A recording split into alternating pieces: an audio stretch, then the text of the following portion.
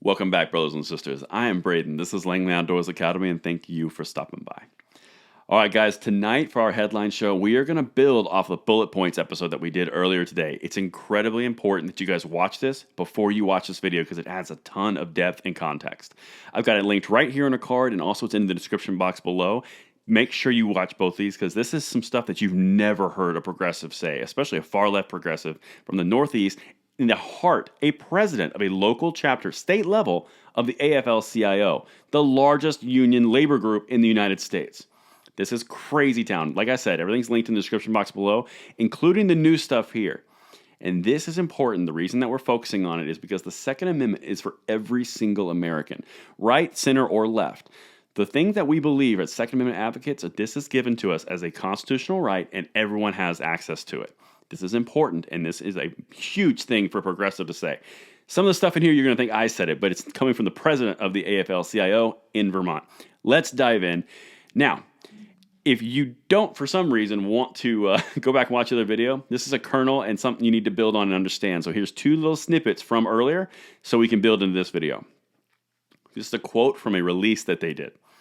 Whereas organized labor must not rely on the armed wing of the government to defend democracy, our communities, labor organizations, allies, and regular people in the event of a crisis or attack by fascists, white supremacists, or individual extremists.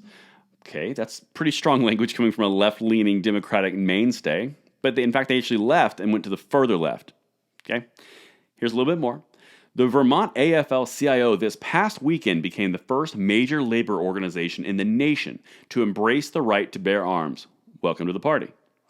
Saying its members would, quote, actively oppose any unreasonable gun control measure. Okay, the Democrats can't be having this. Not in their party. This is insane. They're leaving the Democrats behind. The labor group's leadership said the effort was necessary to protect against the rise in fascism, white supremacy, and the threat of extremists, the sort who tried to take control of the nation's capital on January 6th. So they're resorting to an external threat and stimuli by arming themselves. American AF. Go team, okay? But now listen to the fallout that's occurring from the other Democrats and other unions who are not on board with this. There's a clash, and this is crazy. Listen to this. I never would have thought this would happen. Labor orgs spar over Vermont AFL-CIO gun rights resolution. Yeah, they're sparring all right. Check this out. Some local unions are calling for one of Vermont's largest labor groups to withdraw a controversial resolution in favor of gun rights. So the far left, this is like turncoat Benedict Arnold, like you can't violate one of our tenets. Gun control is one of their tenets, and they just violated a major group with 11,000 members. I'm just going to keep going. Listen to what the president says. This is insane.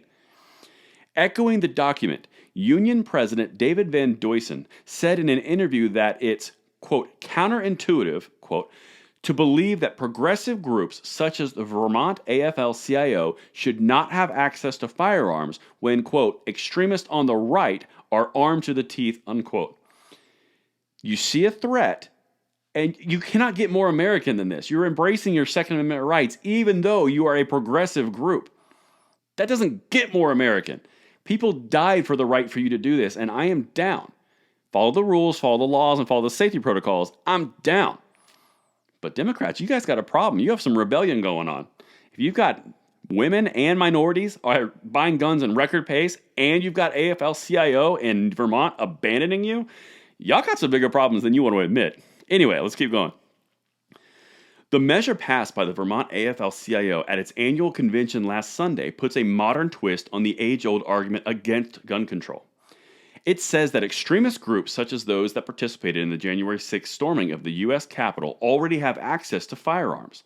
So tighter restrictions would only succeed in preventing law-abiding citizens from defending themselves. I had to read that 8 times because I almost passed out. A far-left progressive group just literally quoted the NRA. Here we go. Let's keep going. An umbrella organization, the Vermont AFL-CIO represents 11,000 workers across various sectors, including 6,000 nurses and teachers in the 10 local unions that comprise AFT Vermont. And they're rebelling. They're leaving. But Van Duysen, the AFL-CIO president, said he had no desire to withdraw the resolution. Even if he did, he wouldn't be able to do it unilaterally. He said, since political positions adopted at the annual convention can only be altered at a subsequent convention, and only if approved by a majority of attendees. This isn't a dictatorship, he said. Wow, if only that caught wind. I'm blown away. This is permanent for a year. I'm blown away that this is something that's there. And the big important piece here, guys, is this is more evidence to the fact that the Democrats are losing their grip. They do not have the control that they are alluding to. They simply do not. They're struggling on infrastructure. They're struggling on passing anything. They're losing minorities and women to purchasing gun rights, air quotes, losing. And then you've also got major labor groups leaving the party because they're not doing what they're supposed to be doing, and they're embracing the Second Amendment rights and sounding like someone, a founding member of the NRA. This world is upside down, but when things like this continue happening, I'm down for it. Let me know what you guys think, and I will see you tomorrow morning on the Bullet Points. I'm Braden. See you later.